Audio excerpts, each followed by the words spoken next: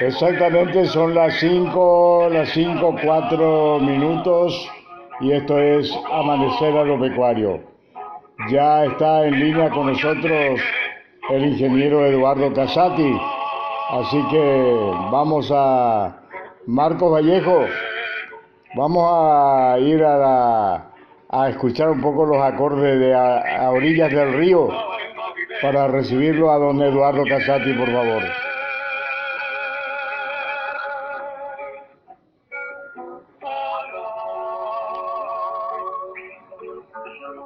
Estamos con problema de conexión, así que vamos.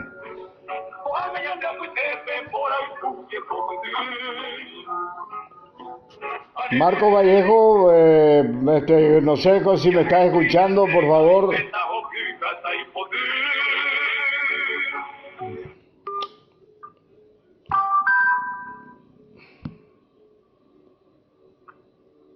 Esta llamada es gratuita.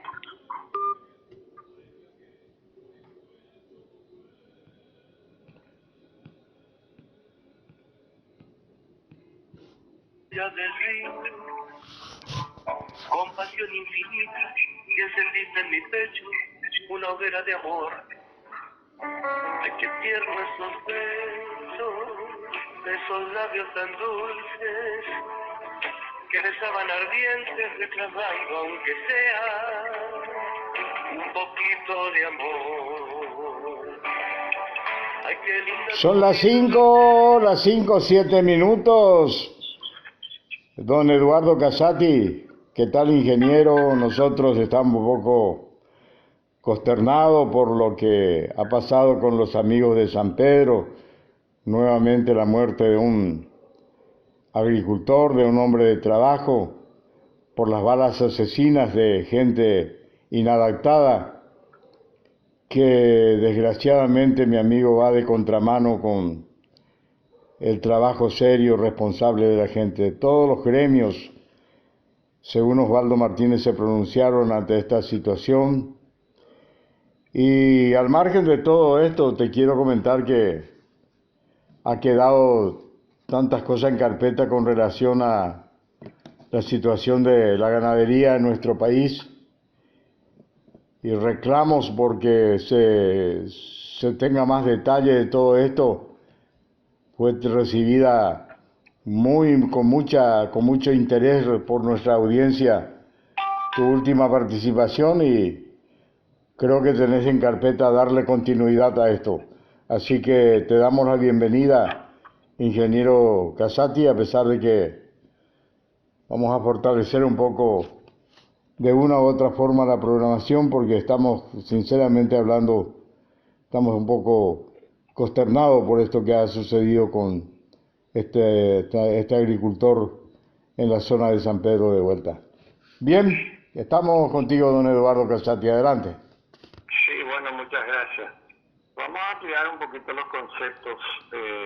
En la charla anterior habíamos hablado del origen de la ganadería paraguaya, cómo se fue desarrollando paulatinamente y tenemos 500 años de experiencia ganadera. Hoy día vamos a hablar de la importancia de la ganadería en Paraguay y vamos a diferenciar que el Paraguay tiene dos regiones que son marcadamente diferentes en cuanto al uso de la ganadería.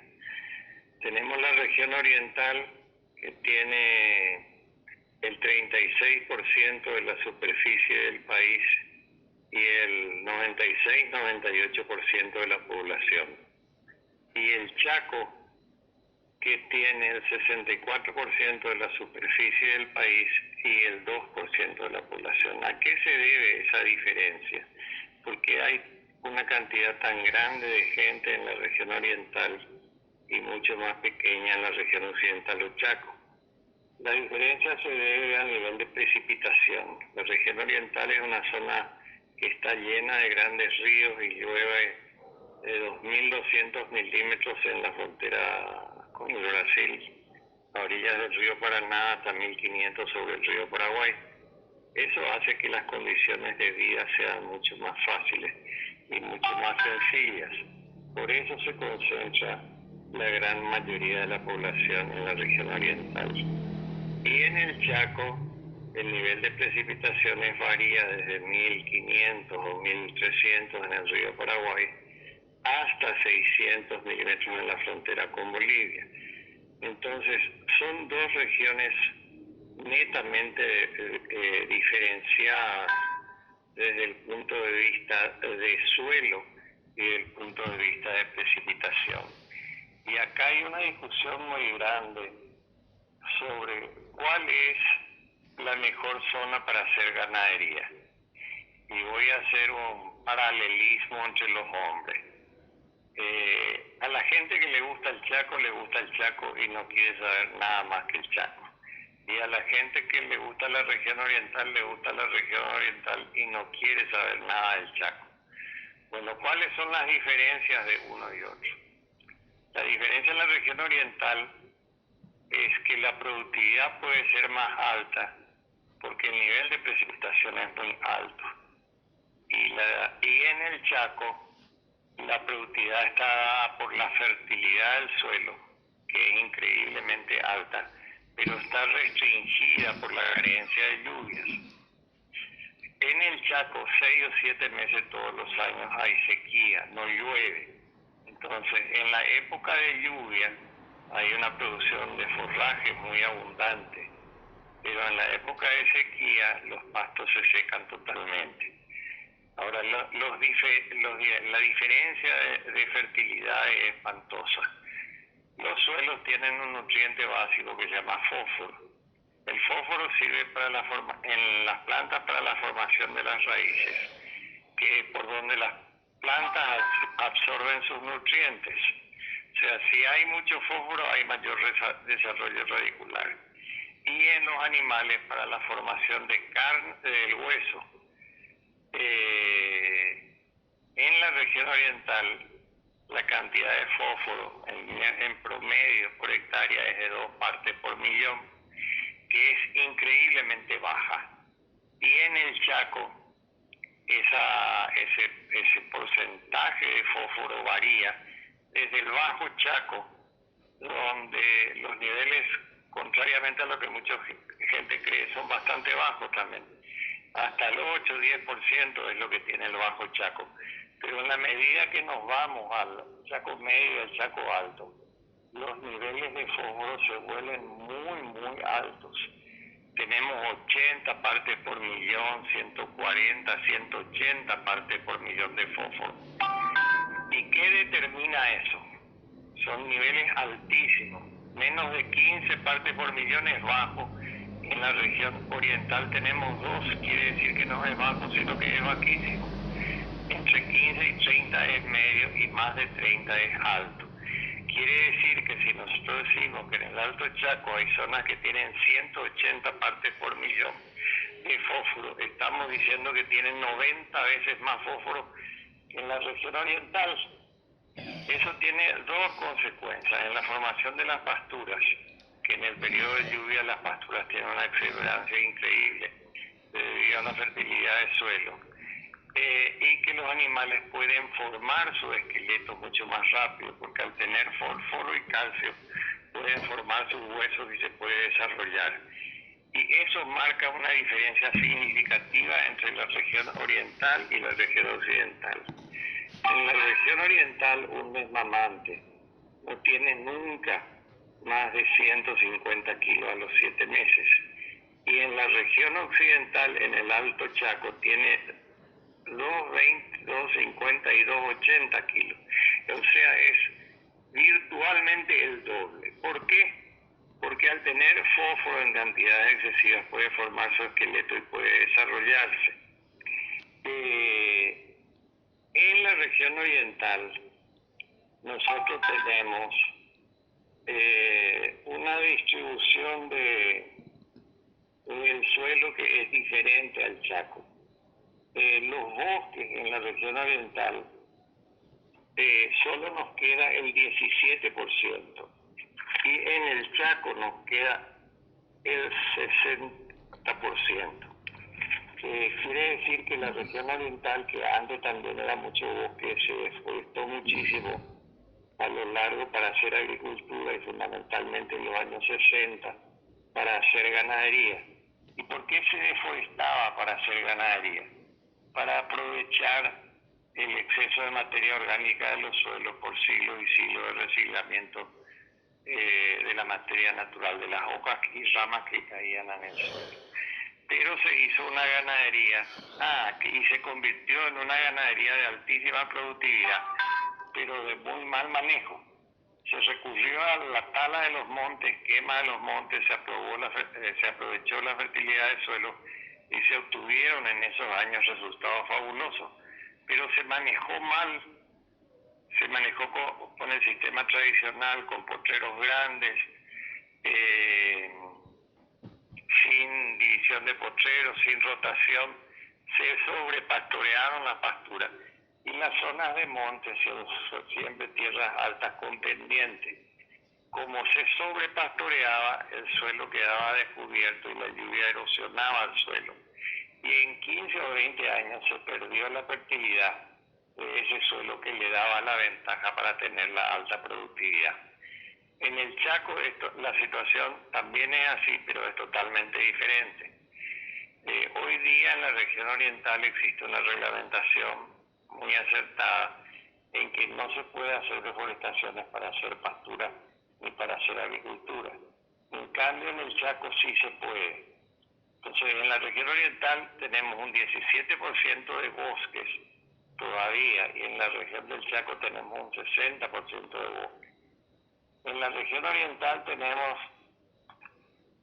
un 20% de pasturas artificiales y en el Chaco tenemos un 18% de la tierra. Y en la región oriental tenemos un 21% de zonas bajas y en el Chaco tenemos el 9%. Y en la región oriental tenemos un 43% de montes altos y en el Chaco tenemos un 13% de montes altos. Bueno, ¿qué es lo que se hace? Vamos a analizar la diferencia entre una región y otra. En la región oriental, debido a la carencia de fósforo, los niveles de marcación son 50%. Y en el Alto Chaco los niveles de marcación son de 80 para arriba. Un desmamante en la región oriental tiene 150 kilos y en la región occidental, en el Alto Chaco, tiene 250 o 280 kilos, debido a la cantidad de fósforo y calcio que tiene. Entonces, marcan estilos de ganadería totalmente diferentes. Y el Chaco tiene, yo diría, 4 regiones. La región oriental yo clasificaría como un solo tipo de explotación ganadera, pero en el Chaco tenemos 4 regiones. El Bajo Chaco, que es cercano al río Paraguay, que son suelos arcillosos y bajos, donde hay mucha acumulación de agua. El Medio Chaco, que es una zona de transición, que tiene partes bajas y partes de monte, y el Alto Chaco, que los suelos son arenosos y que es básicamente puro monte.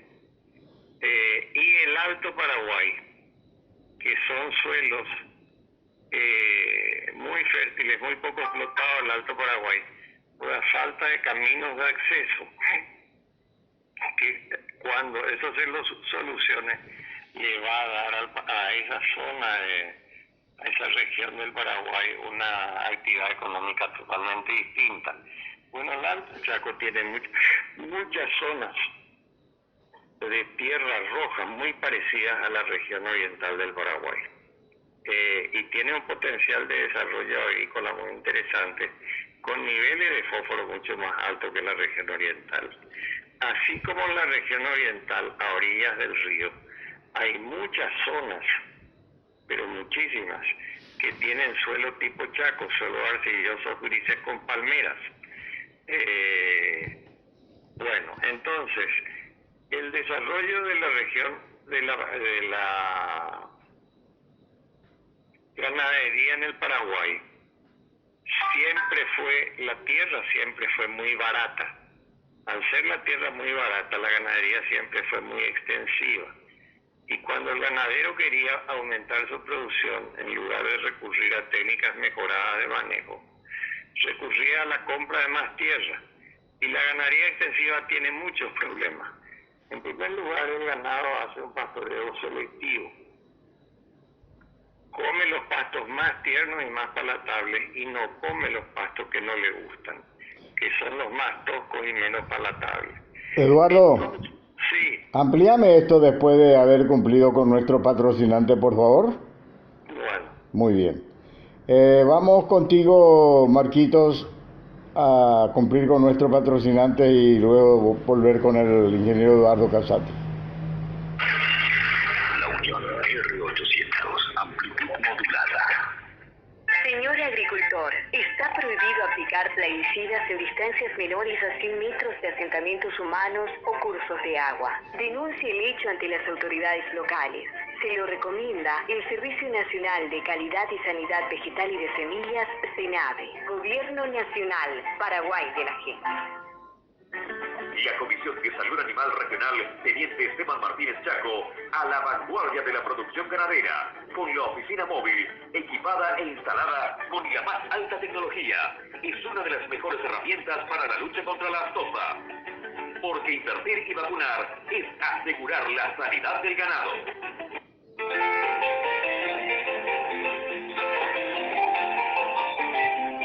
Y el Eneta Gobierno, entidad binacional y Acenetano Pibe, Mocoin año volvé hoy por 50.000 millones de guaraníes, hoy pojanómo esa invebo malmabeteba tetanguarape. Peinero momarandumieron va a pombarete jaro jobo, ya yupete jañajundi, jahuaco pandemia bayete eraba coronavirus.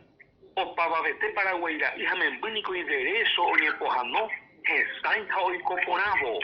Ya se me está ni con daja, PTI hidroeléctricante.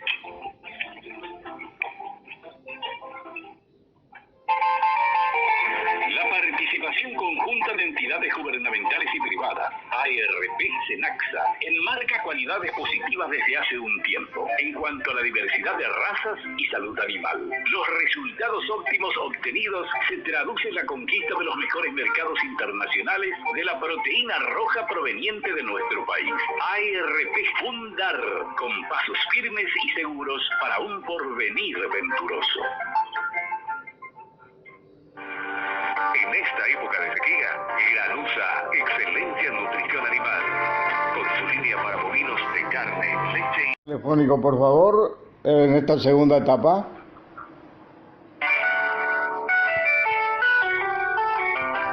Mediante el financiamiento de Itaipú Binacional, el liderazgo del Ministerio de Agricultura y Ganadería y administrado por UNOPS, se implementa el proyecto de desarrollo integral de la agricultura familiar paraguaya, DIASPA, y gracias a estas organizaciones ya establecemos este contacto telefónico. Bien, Eduardo, has marcado la diferencia entre el fanatismo de un sector por el Chaco, del sector ganadero por el Chaco y otro por la región, por la región oriental. Bueno, hay un factor que me gustaría saber. Hay una compensación realmente interesante en esa diferencia porque te podés imaginar cómo se revierte eso de aguantar la sequía incluso de 4, 5, 6 meses en el Chaco, don Eduardo. sí, marca una diferencia significativa. Debido a la fertilidad del suelo, el Chaco tiene diferencias de productividad que son muy altas, pero tiene un problema muy grave. Todos los años hay 6 o 7 meses de sequía. Entonces, según los especialistas en ganadería del Chaco, los más grandes especialistas, la primera inversión en el Chaco, Gasle es un señor que trabajó mucho tiempo en el Paraguay alemán, ligado a las colonias menonitas, y él publicó un libro muy interesante que es la Biblia del Chaco. Y él dice que la primera inversión en el Chaco después del alambrado tiene que ser agua, No haga pastura, no haga casa, no haga corral. Haga agua Cajamare para 2 años. Y la gente le pregunta, ¿por qué para 2 años si nunca hay una sequía de 2 años? No hay, en líneas generales no hay. En líneas generales lo normal es que nos llueva 6 a 7 meses. Pero hay meses, hay años, cada 15 o 20 años, que nos llueve más de 1 año. Entonces, si uno no tiene suficiente agua en ese 20 años que se dé esa sequía muy grande, él dice, usted va a perder todo lo que ganó en los 20 años, porque los animales pueden vivir sin pasto, porque hay monte, y el animal entra en el monte y ramonea. Y aparte los montes del Chaco, como el nivel de fertilidad es muy alto, está lleno de leguminosas. O sea, los animales subsisten y subsisten bien. Ahora, una cosa, Casati, ¿cómo pueden soportar vivir en los montes del Chaco? Porque está lleno de maraña el Chaco en cuanto a los montes. Sin embargo, lo mismo le sirve de nutrientes ese tipo de vegetación. Sí, es una vegetación muy útil, porque hay muchas leguminosas y el nivel de proteína de las leguminosas es muy alto, es el 20%. Entonces, los animales ramonean, coman las hojas bajas de todos los árboles y sobreviven bastante bien. Aunque no haya pastura, si nosotros nos vamos al Chaco en invierno, nosotros vamos a encontrar muchas zonas en que no haya nada de pasto, porque hace muchísimo que no llueve. Entonces uno se pregunta cómo esos animales pueden sobrevivir así. Y sobreviven bien si tienen agua. Uno encuentra los animales con muy buen estado. Es impresionante, pero bueno, esa es la característica. Vamos a hablar ahora de qué importancia económica tiene la ganadería en el Paraguay. El 12.2 del Producto Interno Bruto genera la ganadería. La ganadería genera entre 1.000 y 1.500 millones de dólares al año por exportación y emplea al 17,6% de la población económicamente activa, que implica más de 2 millones de personas en las actividades relacionadas a la ganadería. No es solo la explotación ganadera, son los frigoríficos, las fábricas procesadoras de cuero, el transporte de insumos agrícolas, combustible. Es impresionante la cantidad de gente que vive de la ganadería. Básicamente la tercera un 30%, un 25% de la población vive de la ganadería. Entonces la importancia de la ganadería es muy grande en el Paraguay. Y Paraguay tiene una ventaja. Tiene 14 millones de cabezas de ganado vacuno, o 14 millones y medio, y tiene 7 millones y medio de habitantes. Entonces la relación cabeza de ganado vacuno habitante es muy alta, es una de las más altas del mundo. Hace 10 años se dio un fenómeno que nadie podía creer. Paraguay exportó más carne que la Argentina, que es el país tradicionalmente ganadero en el mundo.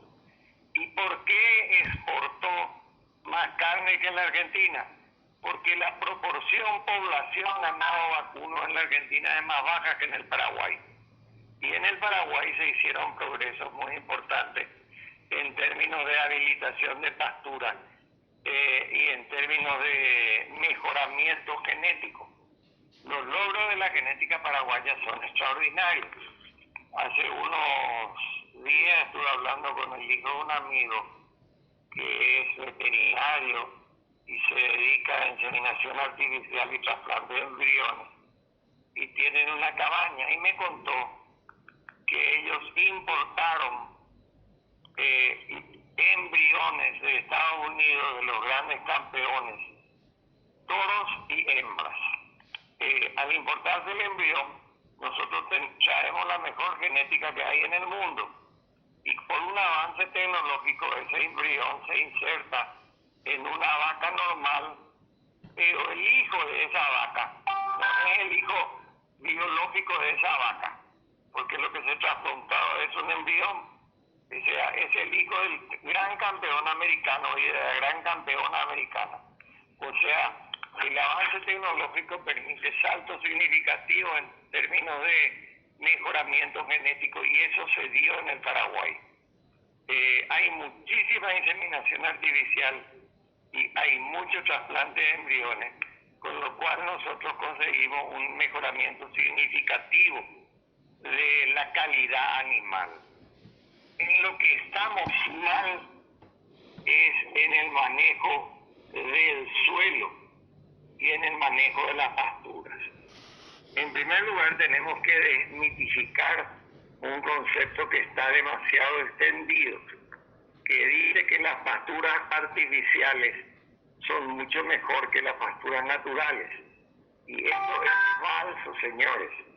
Las pasturas artificiales no son mejores que las pasturas naturales, porque las pasturas artificiales son sencillamente pasturas naturales de otros países que se ve que tienen un potencial productivo alto, se seleccionan y se traen a Paraguay y se plantan.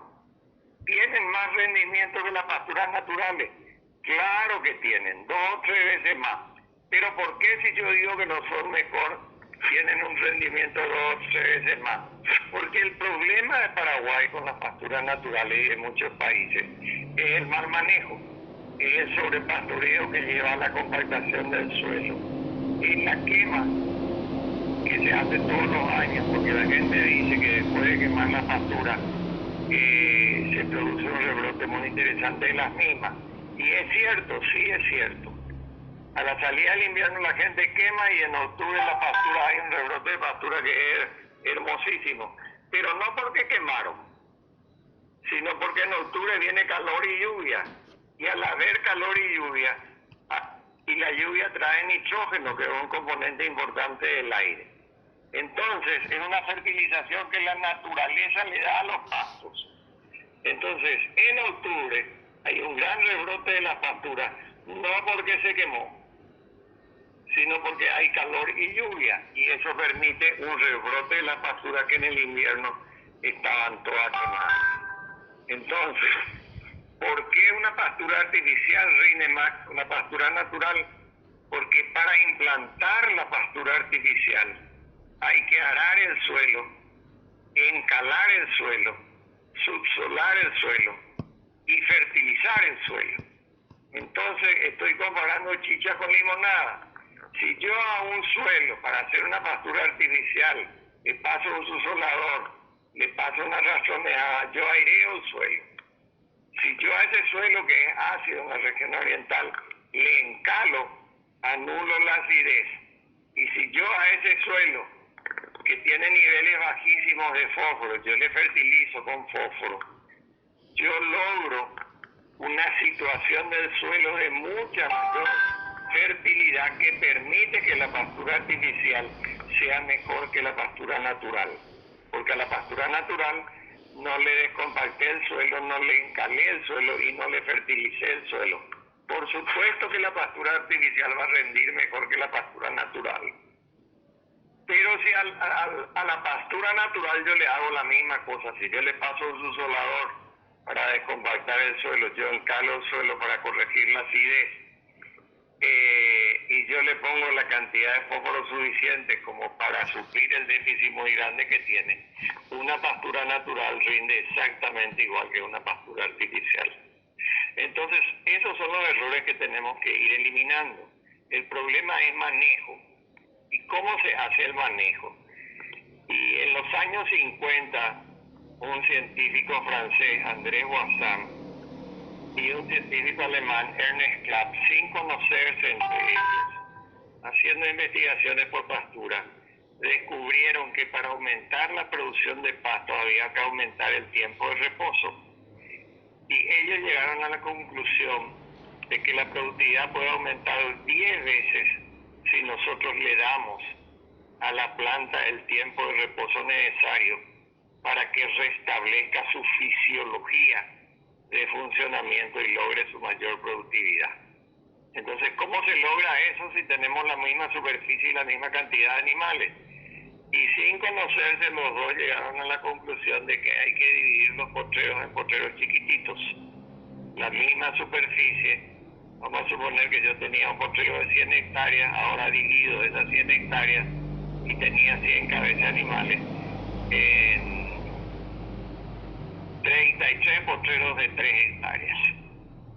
Entonces se hace una alta carga animal en una superficie muy pequeña y eso implica que el animal haga un pastoreo no selectivo. Come todo lo que hay porque tiene necesidad de comer, tiene hambre. Cuando el pastoreo es extensivo y la superficie es muy grande, el ganado hace un pastoreo selectivo. Come hasta su extinción los pastos más tiernos y palatables y los que no le gustan no comen. Entonces los pastos que son menos palatables y que a los animales no les gustan, son los únicos que se reproducen. Se reproducen porque semillan y los otros no tienen tiempo ni actividad fisiológica para semillar. Casati, Sí. amplíame por favor en los minutos finales esto, si se puede, porque vamos a cumplir con nuestro patrocinante. Adelante, Marco Vallejo.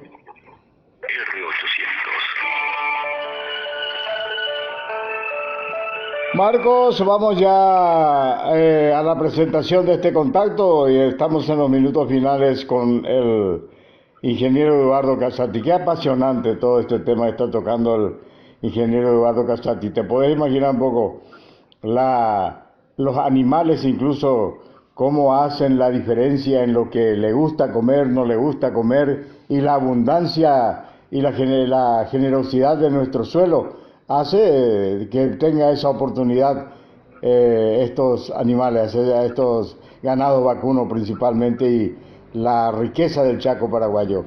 Vamos a la presentación, Marcos. Mediante el financiamiento de Itaipú Binacional, el liderazgo del Ministerio de Agricultura y Ganadería y administrado por UNOPS, se implementa el proyecto de desarrollo integral de la agricultura familiar paraguaya, DIASPA, y gracias a estas organizaciones ya establecemos este contacto telefónico.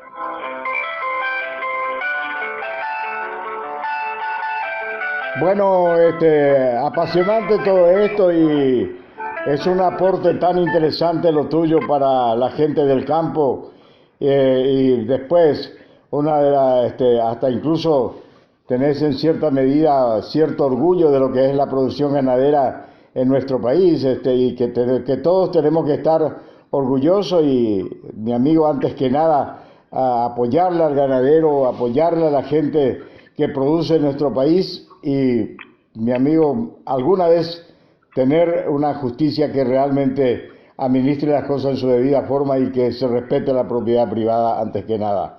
No hay desarrollo, no hay tecnología que pueda avanzar si esos elementos no tenemos, Eduardo, Sí, la seguridad de la propiedad de la tierra y de los animales es fundamental para fomentar la inversión. Y voy a dar algunos datos que son significativos. Estoy diciendo que el 17% del Producto Interno Bruto del país proviene de la ganadería, o sea que la ganadería tiene una importancia económica muy grande. El segundo rubro de nuestras exportaciones después de la agricultura. Lo que no dije todavía es que las deficiencias que tiene la región oriental por carencia de nutrientes, de fósforo, son cosas que son subsanables. Si yo descompacto los suelos, controlo la acidez de los suelos y fertilizo, yo puedo aumentar la capacidad de carga por hectárea 5 veces. Y nosotros estamos creciendo en ganadería al 5% anual. Si nosotros tenemos hoy día 14 millones de cabezas creciendo a esa tasa, en 15 o 20 años nosotros podríamos más que duplicar la cantidad de ganado. Y como la población no se habrá duplicado, la relación ganado-habitante va a ser muchísimo más alta. Entonces nosotros podemos generar un volumen de exportación muchísimo más grande. La ganadería tiene una importancia increíble en el Paraguay. Voy a tocar un último tema que es la ganadería del Alto Chaco. y la tala de los montes, que hay mucha crítica de los ambientalistas porque dice que estamos destruyendo nuestros recursos naturales. Y realmente, como expliqué muchas veces, no es así. Los montes del Chaco son ralos, no como en la región oriental, que son densamente tupidos. ¿Y por qué echar monte implica atentar contra el medio ambiente? Porque los montes, las plantas, a través de un proceso que se llama fotosíntesis, absorben el anhídrido carbónico del aire y liberan oxígeno, o sea, oxigenan el planeta. Y en el proceso inverso de respiración, las plantas absorben oxígeno y eliminan anhídrido carbónico. Pero resulta ser que las pasturas que se plantan en el Chaco, la cantidad de oxígeno que generan por la unidad de hojas que hay, que es mucho más grande que el monte ralo, es muy superior a la que generan los montes. Entonces no es cierto que la tala de los montes disminuye en el proceso de oxigenación del planeta. La tala de los montes, bien manejada, de acuerdo a nuestra legislación, permite que aprovechemos un recurso muy abundante que tenemos para promover nuestro desarrollo sin atentar contra la oxigenación del planeta. Después la reglamentación paraguaya dice que no se puede deforestar más del 50% de la superficie de los montes. En primer lugar, hay que dejar un 25% del monte intacto. Después, cada 2.000 metros de pastura que se abra, hay que dejar una franja de 100 metros de árboles de norte a sur y de cada 500 metros de este a oeste, otra franja de 100 metros de árboles. ¿Eso por qué se hace así? Se hace así porque en el Chaco hay un viento norte que es predominante y los suelos del Alto Chaco son muy arenosos. Si la deforestación que se hace es muy grande, se produce una erosión del suelo fantástica. La gente no se da cuenta, pero se lava el suelo, no por lluvia, sino por viento. Pero como se dejan las barreras rompeviento, ni los vientos sur, ni los vientos norte, los vientos norte, ni el viento este, ni el viento oeste, pueden erosionar el suelo, porque la masa de aire choca contra la masa boscosa. Entonces, ¿qué hace el aire cuando choca contra el bosque?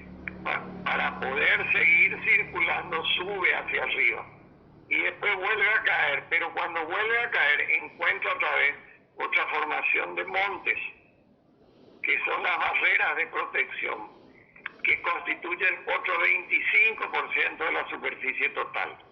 Entonces, en el monte, en las pasturas del monte, solo se utiliza el 50% para hacer pastura y el 50% es reserva de monte. Don Casati, decime, esta cuestión de las barreras se está obedeciendo a rajatabla y también la cantidad proporcional que se tiene que dejar como reserva, ¿se está obedeciendo en el Chaco? En líneas generales sí. Yo sobrevolé mucho el Chaco y es realmente espectacular. Un ejemplo mundial de... Nosotros cometimos muchos errores al principio. Sí. Esto nosotros no sabíamos y se hacía talas masivas de monte. Cuando se hacían talas masivas de monte, se producían muchas plagas de langosta y de hormiga que comían toda la pastura. Porque desaparecía el alimento natural de la pastura, de la hormiga, y había pastura para comer. Pero cuando se empezó a implementar el sistema que obliga al medio ambiente de presentar planes de manejo y respetar estas medidas, los enemigos naturales de los insectos, que son los pájaros, que viven en los árboles, tienen capacidad de alimentarse de gran cantidad de insectos, que son las hormigas y langostas, y eso es un control biológico que tenemos. La pregunta es, ¿se respeta? En el 95% de los casos se respeta. Y hay un 5% de personas sinvergüenza que no respetan y que sobornan para hacer superficies superiores a las permitidas y que no sean sancionadas por la ley. Pero ojo que eso es muy peligroso, porque hoy día el país está monitoreado satelitalmente, o sea, por fotografía satelital. El Ministerio del Ambiente, o yo si quiero, puedo determinar hace 20 años qué superficie de monte había y hoy qué superficie de monte hay. Puedo determinar hace 5 años cuánto había y cuánto hay. Y ahí se puede ver muy fácilmente si se respeta o no se respeta la norma ambiental. Y las penalizaciones por incumplimiento de las normas ambientales es un delito grave. Y el hombre no tiene derecho a alterar contra la naturaleza, porque esa riqueza no es nuestra. Esa riqueza debería ser para nuestros hijos, para nuestros nietos y para nuestros bisnietos. Entonces, si existe una reglamentación que es muy clara, con un objetivo que es muy claro y con una fundamentación científica muy bien hecha, hay que respetar las leyes ambientales. Y la gran ventaja es que la tecnología actual permite ver quién cumple y quién no cumple. Sí, respondiendo a tu pregunta, sí se cumple muchísimo. Y hay un grupo de personas pequeños que no cumplen y merecen ser sancionadas. Y no importa si en este gobierno no se les sanciona, porque dentro de 1 o 2 gobiernos o dentro de 3 gobiernos se le podrá sancionar porque las evidencias van a estar por fotografía satelital. Y bueno, mi amigo, ojalá que alguna vez se pueda llegar a obedecer a rajatabla todo esto, pero es interesante lo que estás informando de que gran parte de la ganadería está cumpliendo a rajatabla lo indicado. Tenemos 3 minutos para redondear, don Casati. Sí, lo último que quiero decir es que la gente que es enamorada del Chaco porque sus rendimientos son muy superiores. Ellos tienen 80% de aparición para arriba, producen 220 a 250 kilos de carne por hectárea. En la región oriental se produce un 50% de aparición y de 80 a 100 kilos de carne por hectárea. Pero expliqué que la tecnología hoy día permite que esas diferencias no deben ser así. Si yo recurro a la descompactación del suelo, al encalado y la fertilización, la región oriental tiene un potencial de producción más alto que el Chaco, porque yo puedo corregir las deficiencias de nutrientes que hay, pero no tengo el déficit de lluvia que tengo en el Chaco. En el Chaco no llueve 6 a 7 meses todos los años, y en la región oriental llueve todo el año, aunque llueve menos en invierno. Entonces, una ganadería intensiva hecha con una base tecnológica, respetando los principios de descompactación de suelo, de no quemar, de manejo racional, rotacionando y de fertilización, puede ser equivalente a la ganadería del Chaco. O sea, nuestro déficit es tecnológico, pero no de conocimiento. Hoy día se sabe perfectamente qué es lo que se puede hacer y la información está al acceso de todo el mundo. Cualquier persona que maneje una computadora puede entrar a internet y hacer la consulta que quiera y ahí está la respuesta. Resumiendo, la ganadería en el Paraguay tiene una importancia económica extraordinaria, ocupa más de 2 millones de personas, que es casi la cuarta, entre la tercera y la cuarta parte de la población, genera el 17% del Producto Interno Bruto, es el segundo rubro de ingreso de divisas para el país, y hay 125.000 productores, de los cuales el 90% son pequeños y medianos. O sea, mucha gente humilde encuentra en la ganadería una forma de actividad económica que le permita mejorar sus condiciones de vida. La importancia de la ganadería es enorme y el salto que nosotros podemos dar en materia de aumento de producción y en materia de exportaciones prácticamente no tiene límites. Nosotros podemos duplicar nuestra población ganadera si nos ceñimos a las normas tecnológicas que hoy día se conocen. Y obedeciendo todas las reglas, ¿eh? Siguiendo todas las reglas, y no es nada difícil. Sí. Son técnicas de manejo muy sencillas que requieren que la gente vaya aprendiendo poco a poco. Y como está pasando una cosa que es muy interesante, la ganadería siempre fue poco productiva porque era muy extensiva. Y el hecho de que sea extensiva determinaba poca productividad. Pero hoy día la tierra ya no es barata, la tierra se volvió muy cara. Y al ser cara la tierra, para tener rentabilidad en ganadería hay que mejorar la productividad. O sea que es un proceso que yo creo que en el mediano plazo nos va a transformar nuestra ganadería, como ya se transformó de hecho, pero a niveles muy superiores. Y la ganadería va a ocupar en el Paraguay un lugar mucho más importante que el que ocupa actualmente. Interesante, don Eduardo, ¿eh? Interesante todo esto. Yo creo que esto nos va a volver a ocupar para ir analizando porque es un testimonio muy, muy importante lo que estás trayendo en Amanecer Agropecuario. Muchas gracias por tu participación, don Eduardo. Listo, César, gracias y saludos a la audiencia. Muy bien, muy amable. Eduardo Casati en Amanecer Agropecuario, y con esto ponemos punto final a nuestra labor, a nuestro trabajo en la fecha. Gracias, Marco Vallejo, y volvemos nosotros mañana, si Dios permite, a las 4 de la mañana. Han sido ustedes muy amables. Muchas gracias.